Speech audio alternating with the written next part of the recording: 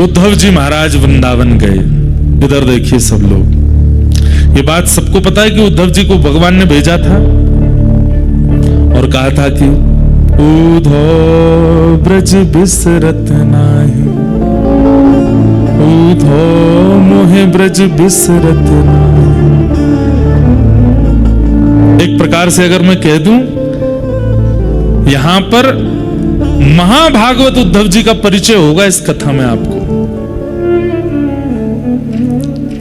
भगवान तृतीय स्कंद भागवत में कहते हैं कि ऊपर से नीचे तक, दाएं से बाएं तक, चारों दिशाओं से उद्धव मुझसे रत्ती भर भी कम नहीं है। भगवान के 3 परम सखा हैं, सुदामा जी, अर्जुन और उद्धव, और इन तीनों में सबसे ज्यादा प्रिय ठाकुर जी को यदि कोई है तो वो उद्धव है।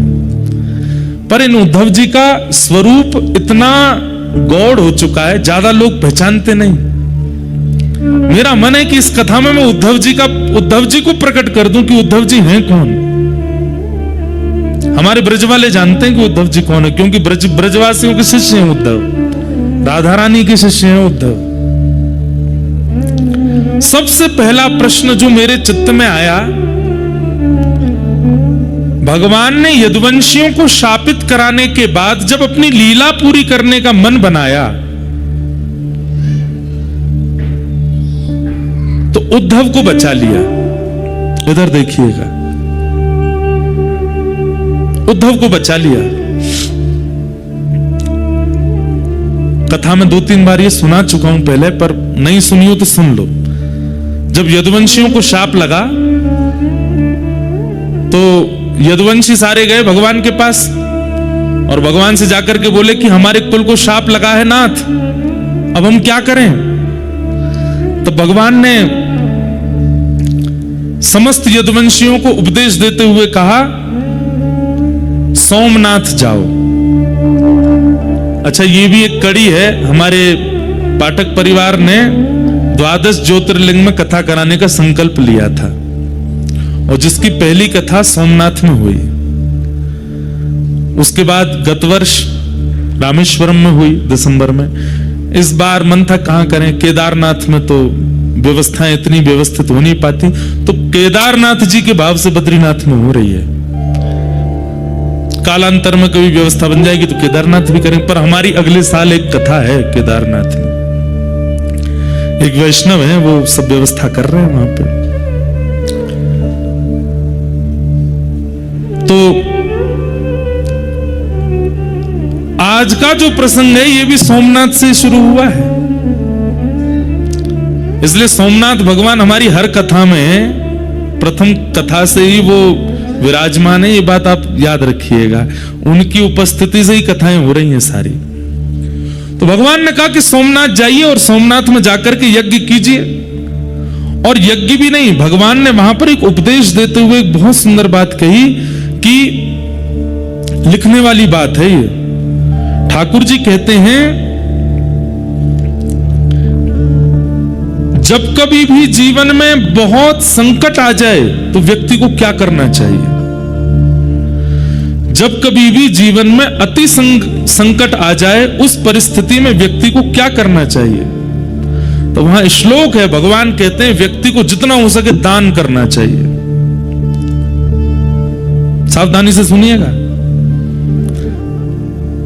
हमारे शरीर में कोई रोग बना है और अगर उस व्यक्ति को या तो वमन नहीं होता या फिर किसी भी रूप में अंदर से मल निकले ना, तो व्यक्ति की मृत्यु की पूरी संभावना बन जाती है। व्यक्ति के अगर मलमूत्र और भीतर की वस्तु बाहर निकलने के रास्ते बंद हो जाए तो कितनी भी दवाई दे दी जाए, डॉक्टर यही प्रयास करेगा कैसे भी करके इनका मल स्वच्छ होना चाहिए, नहीं तो ये मर जाएंगे। ठीक वैसे ही भगवान यहां पर उपदेश देते हैं यदुवंशियों को, और यदुवंशियों से कहते हैं देखो जीवन में अति संकट जब आती है तब क्या करना चाहिए। बोले जितना संग्रहित धन है उसको व्यय करना प्रारंभ करो, दान करो, पुण्य करो, यज्ञ करो, अनुष्ठान करो। व्यक्ति दान पुण्य यज्ञ अनुष्ठान कब करता है? जब सब कुछ व्यवस्थित है, कोई दिक्कत नहीं है, सब बढ़िया चल रहा है, एक नंबर चल रहा है बिजनेस, तब करें, कथा करा लो, यज्ञ कर लो, अनुष्ठान कर लो, ठीक है, तब भी करो। लेकिन यहां भगवान की वाणी है कि संकट जब जीवन में आवे तब प्रयास करो, जेब में जितना रखा उस समय और लगा कि बहुत बड़ा संकट आ गया, क्या करें, दान कर दो। अभी जेब में डालो, कितने हैं निकाल दो, कहीं से लाओ, कुछ दान पुण्य, इतना भी नहीं कि सब खत्म ही कर दो, पर कुछ दान करो। ठाकुर जी कहते हैं दान करते ही आप अनुभव करेंगे कि कुछ कुछ प्रतिशत जो आपका कष्ट है वो घटने लगेगा। क्यों? संग्रहित धन ही कष्ट का कारण बना है, और उसको जैसे ही आप दान करोगे ठीक हो जाता है। तो भगवान ने यदुवंशियों से कहा कि आप सब लोग सोमनाथ चलो, और सोमनाथ में जाकर के हम लोग यज्ञ करेंगे, दान करेंगे, और वहां सोमेश्वर महादेव से प्रार्थना करेंगे जिस प्रकार आपने चंद्रमा के शाप का हरण किया, अब यदुवंशियों के शाप का भी हरण करो। यदुवंशी सब खुश हो गए, वाह वाह वाह वाह वाह, चलो चलो चलो, तैयारी करो। पर दूर बैठे उद्धव भगवान की ओर देख रहे थे, और भगवान की ओर देखते हुए कह रहे थे, बोले नाथ आप ये सब क्या कर रहे हैं, मैं सब समझ रहा हूं, क्यों? अरे द्वारिका में कितनी यदुवंशी हैं पता है? भगवान का कुल कितना बड़ा है? कहते हैं कि द्वारिका जब विराजमान थी उस समय द्वारिका के बच्चों को पढ़ाने के लिए, अनुमान लगाइएगा, 4 करोड़ अध्यापक हैं, और एक अध्यापक के नीचे 40 बच्चे पढ़ते हैं। अब बच्चों से हिसाब लगाओ कितने बच्चे हैं, कितने इनके माता पिता हैं, कितने इनके दादी दादा हैं, उससे अनुमान लगा लीजिए कि यदुवंश कितना बड़ा था। जो समुद्र में डूब चुकी द्वारिका वो छोटी नहीं थी, विशाल थी। इतने बृहद यदुवंश था कि ठाकुर जी को एक दिन चिंता हो गई, और ठाकुर जी एक दिन रुक्मणी जी से बोले मथुरा अच्छा था, व्रज अच्छा था। बोले क्यों?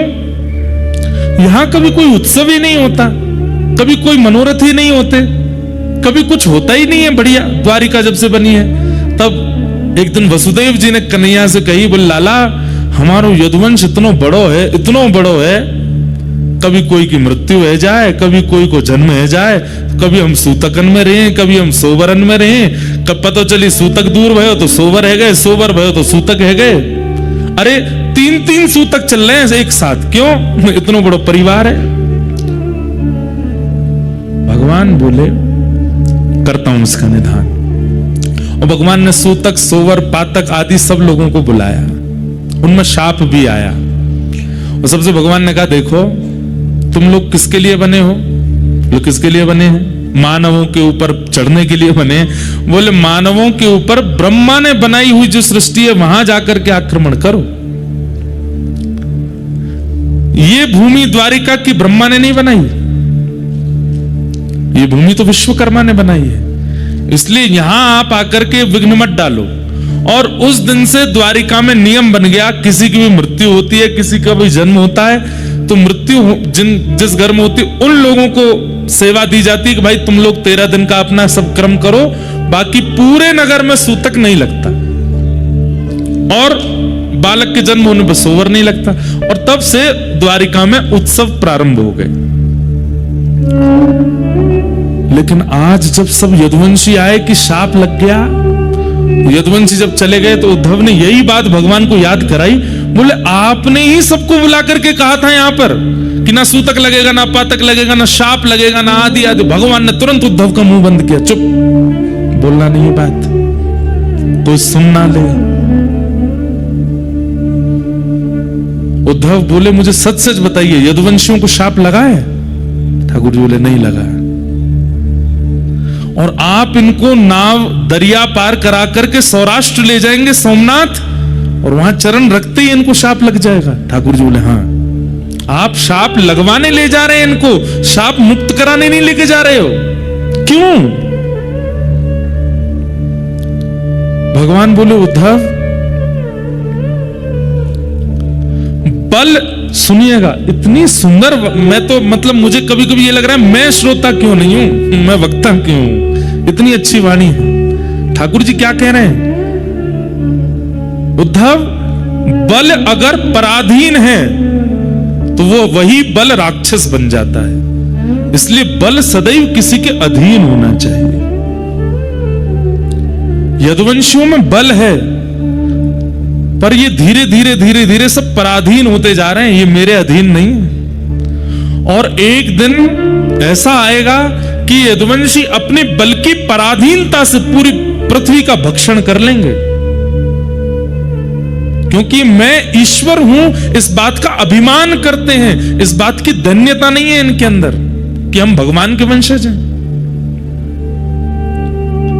कितनी अच्छी बात कह रहे हैं ठाकुर जी कि बल चाहे बुद्धि का हो, बल चाहे धन का हो, बल चाहे शरीर का हो, बल चाहे विवेक का हो, वो सदा पराधीन होना चाहिए, दूसरे के अधीन होना चाहिए। अगर आपका बल और उस बल के ऊपर कोई दंड देने वाला नहीं है तो आप अपने बल से राक्षस बन जाओगे। रावण राक्षस कैसे बन गया? बल को नियंत्रित करने वाला ऊपर कोई है नहीं। हिरण्यकश्यप राक्षस कैसे बन गया? कंस राक्षस कैसे बन गया? क्योंकि उस बल को अंकुश लगाने वाला कोई नहीं है ऊपर। और मानव भी, हम आप सब भी राक्षस क्यों बन जाते हैं? जब हम अपने बल का हमको कोई अंकुश नहीं होता, उस बल के ऊपर कोई पराधीनता नहीं होती।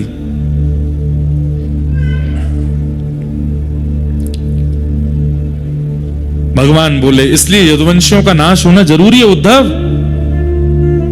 और मैं इन लोगों को लेके जाऊंगा, लेकिन तुम नहीं जाओगे।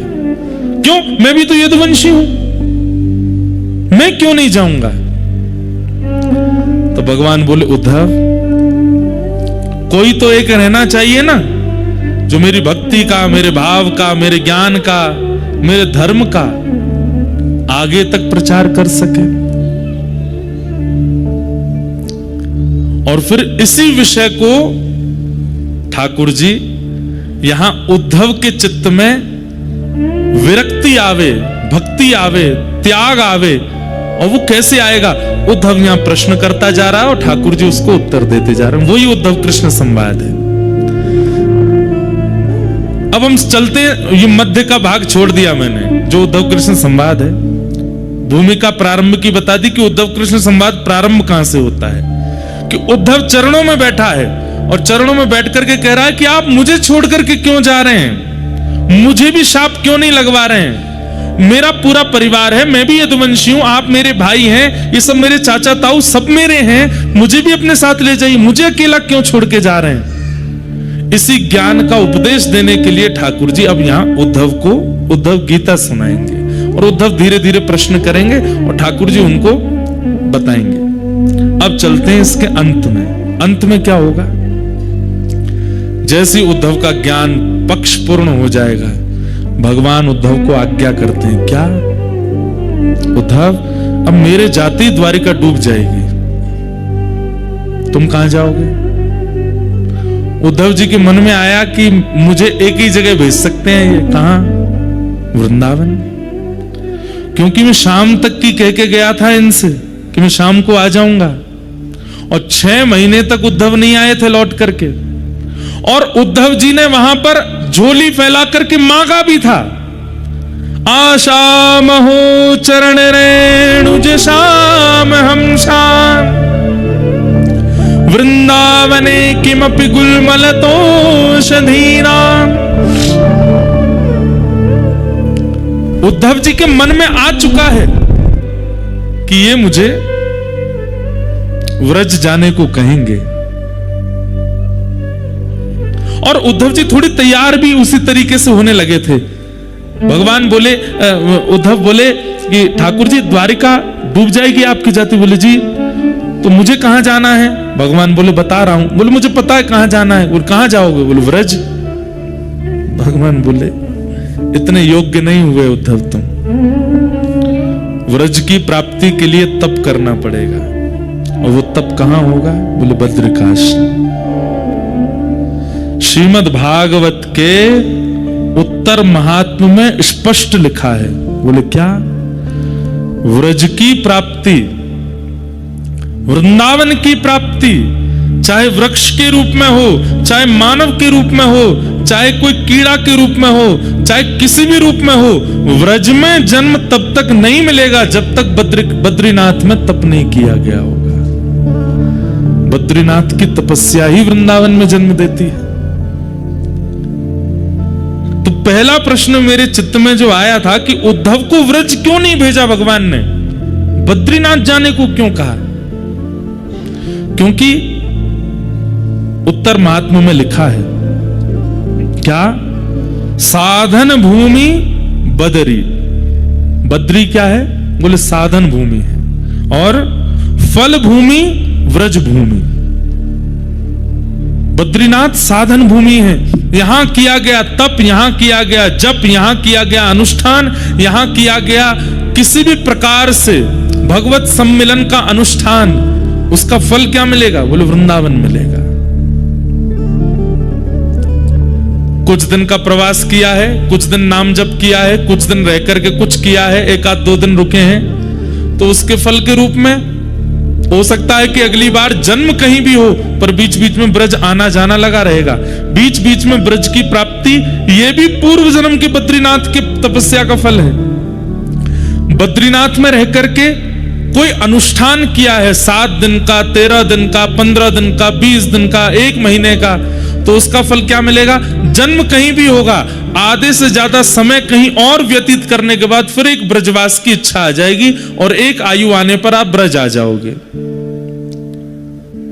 पर सब त्याग करके अपनी अंतिम श्वास तक किसी ने बद्रीनाथ में रह करके तप किया होगा।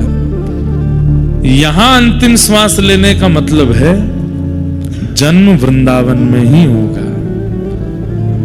यहां जो भी प्राण त्यागेगा, निश्चित है कि उसका जन्म कहीं ना कहीं व्रजमंडल में ही होगा। उद्धव ने झोली फैला करके मांगा है कि मुझे व्रज की प्राप्ति हो, तब भगवान आज जाते जाते कहते हैं उद्धव तुम बद्रीनाथ जाओ। उद्धव घबरा गए, बोले आपने व्रज जाने को नहीं कहा, जबकि आप जानते हैं कि ब्रजवासियों से, किशोरी जी से और व्रज से मेरा इतना प्रेम है, फिर भी आपने मुझे व्रज में निवास करने की आज्ञा नहीं दी, आप कह रहे हो बद्रीनाथ जाओ। तो भगवान प्रसन्न होकर के बोले व्रज ऐसे ही नहीं मिलेगा उद्धव, उसके लिए तुम्हें बद्रीनाथ में तप करना पड़ेगा, इसलिए तुम बद्रीनाथ जाओ। सोचिए,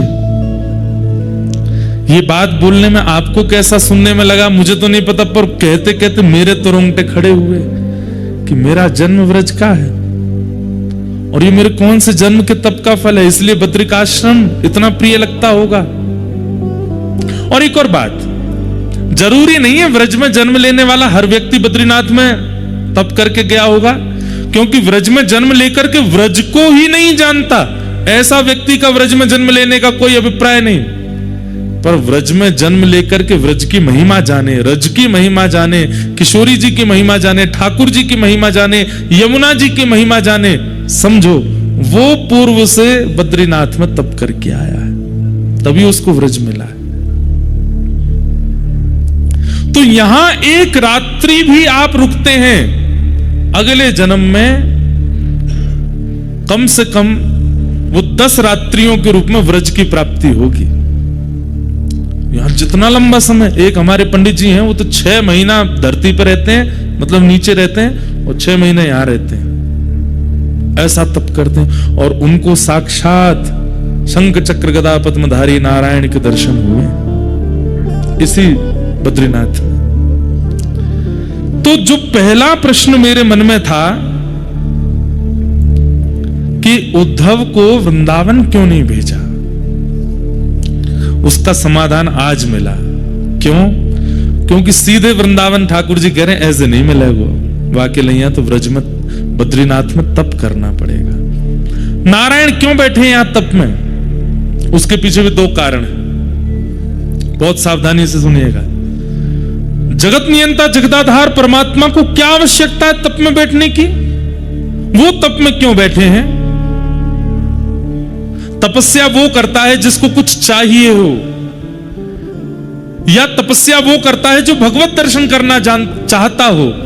स्वयं भगवान है, स्वयं सर्वसमर्थ हैं, जिनकी भ्रगुटी टेढ़ी होने पर पर्वत बन जाते हैं, जिनके मुस्कुरा जाने पर समुद्र में लहरें आ जाती हैं, जिनके क्रोध हो जाने पर भूमि बीच से फट जाती है और नूतन प्रलय हो जाता है, उन परमात्मा को तप में बैठने की क्या आवश्यकता है?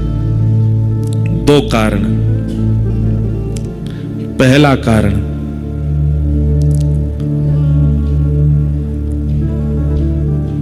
कर्म की पत्नी का नाम है तपस्या। क्या? कर्म की पत्नी का नाम क्या है? तपस्या। और कर्म और तपस्या के घर जन्म लेता है फल। कौन जन्म लेता है? फल। आपके और मेरे जीवन में ये तीनों नहीं है, केवल दो हैं। कौन? कर्म और फल।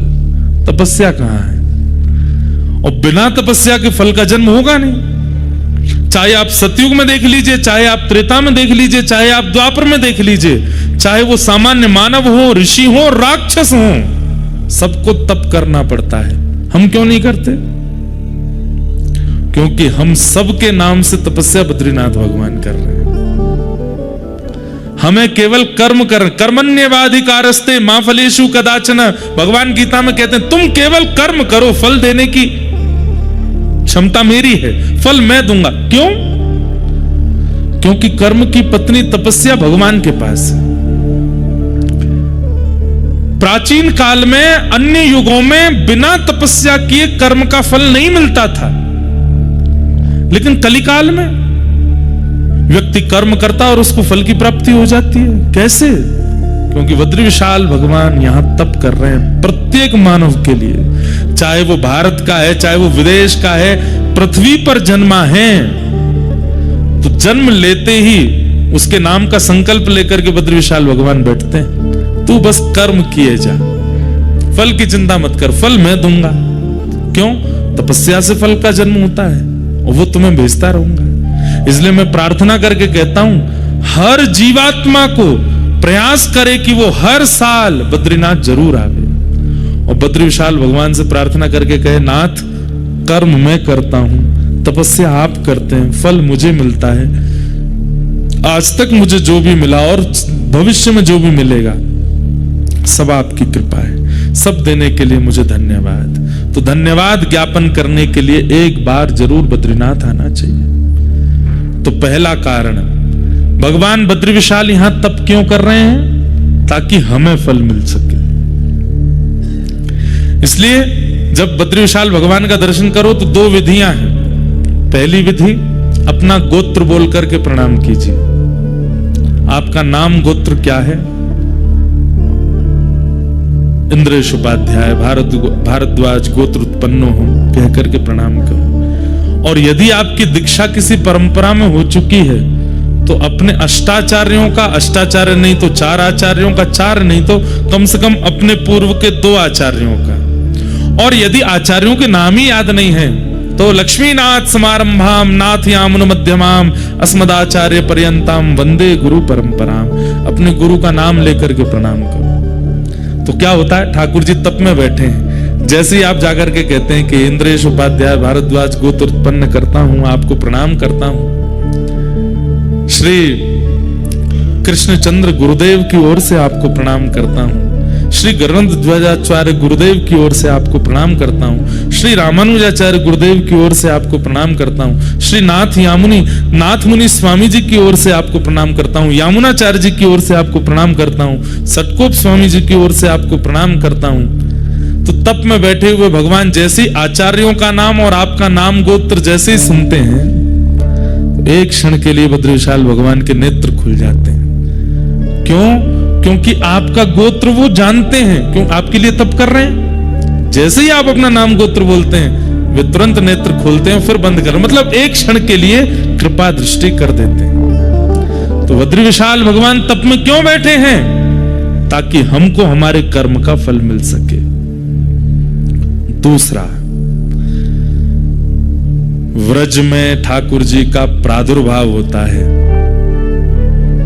और उस व्रज की पुनः प्राप्ति ठाकुर जी भी करना चाहते हैं। वैसे तो निरंतर ठाकुर जी वृंदावन में ही रहते हैं, कभी जाते नहीं, लेकिन पुनः जब द्वापर युग आएगा फिर से चतुर्युगी जब चलेगी, एक मनवंतर पूरा होगा, उसके बाद फिर से नंद यशोदा आएंगे और फिर से ठाकुर जी व्रज में आ सकें, उसके लिए बद्रीनाथ में तप कर रहे हैं कि मुझे वृंदावन प्राप्त हो, मुझे ब्रजवासी प्राप्त हो, श्री जी प्राप्त हो, यमुना जी का तट प्राप्त हो। सोचिए, यहां पर ठाकुर जी भी तप इसलिए करते हैं कि उनको वृंदावन मिले, इसलिए श्री बद्रीविशाल भगवान यहां तप में बैठे हैं। हरि हम कब होंगे ब्रजवास, हरि हम कब होंगे ब्रजवास। गाइए, हरि हम कब होंगे ब्रजवास, हरि हम कब होंगे,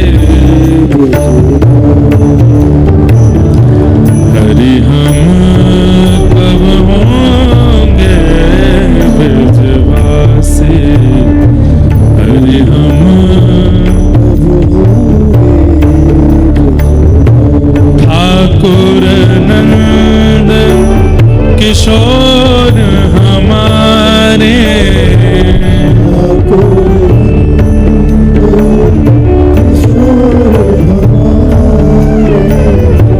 ठाकुर नंद किशोर हमारे, ठाकुर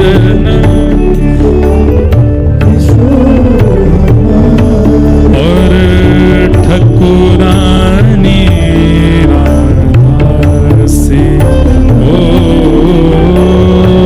ठकुरानी।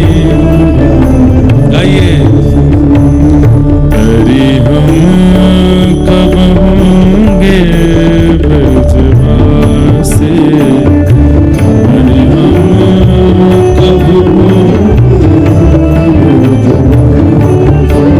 ये पद तो नित्य बद्रीविशाल भगवान के सामने गाने वाला है।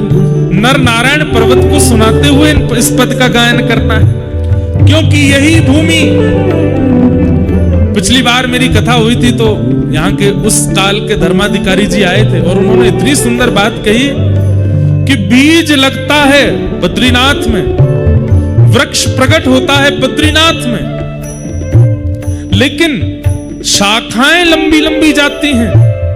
कुछ द्वारिका की ओर गई, कुछ जगन्नाथपुरी की ओर गई, कुछ दक्षिण की ओर गई, लेकिन जिस शाखा में फल लगता है वो शाखा जाती है ब्रजमंडल की ओर, जिसमें फल लगता है, जिस फल में क्षुधा निवृत्ति की स्थिति भी है, रस भी है, स्वाद भी है, वो फल तो व्रज में जाकर के प्रकट होता है, पर उसका बीज बोया यहीं जाता है। बंधुओं, वृंदावन की पहचान पूरे विश्व को किसने कराई?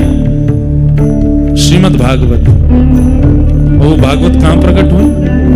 यही, बीज यहीं बोया गया था, लेकिन वो विशाल वृक्ष प्रकट होकर के डाल पहुंची कहां? वृंदावन में। भागवत के सबसे ज्यादा वक्ता कहां है? भागवत के सबसे ज्यादा वक्ता वृंदावन में, भागवत कथा सबसे ज्यादा वृंदावन में। श्रीमद् भागवत जी का पठन पाठन कराने वाले विद्यालय भी सारे वृंदावन में, जबकि भागवत जी का विद्यालय यहां होना चाहिए, ये जन्म स्थान है। नहीं, सब इंटरकनेक्टेड हैं। बद्रीनाथ का एक ही फल है कि वृंदावन की प्राप्ति होती है। इसलिए ये पद तो बद्रीविशाल भगवान के सामने गाना है। हरि हम कब होंगे ब्रजवासी, हरि हम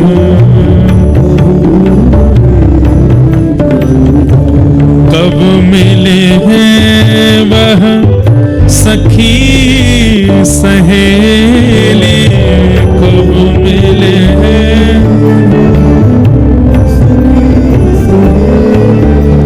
हो, कब मिले हैं वह सखी